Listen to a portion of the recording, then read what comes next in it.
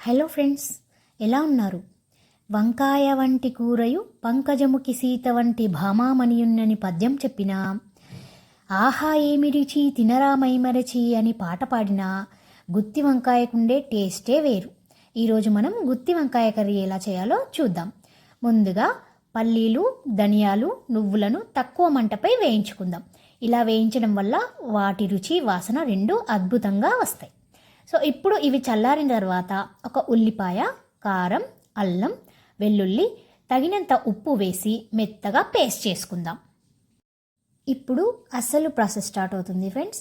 ముందు మనం ఘాట్ పెట్టుకున్న పచ్చి వంకాయల్లో ఈ మసాలా పేస్ట్ను నెమ్మదిగా స్టఫ్ చేసుకోవాలి.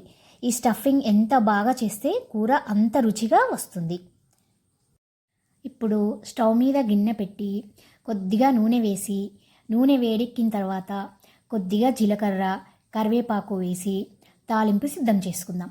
ఆ తర్వాత స్టఫ్ చేసిన వంకాయల్ని ఒక్కొక్కటిగా గిన్నెలో జాగ్రత్తగా వేసుకుందాం.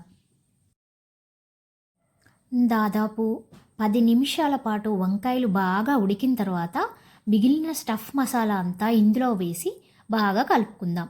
ఇప్పుడు కొద్దిగా నీళ్లు పోసి మూత పెట్టి మరో 10 నిమిషాలు నెమ్మదిగా ఉడికించాలి.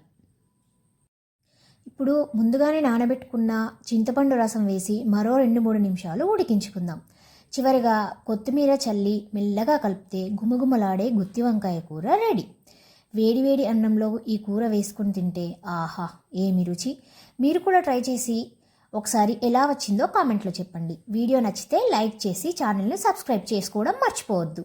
మళ్ళీ ఒక రెసిపీతో కలుద్దాం. అంతవరకు హ్యాపీగా ఉండండి, హెల్తీగా ఉండండి. బాయ్.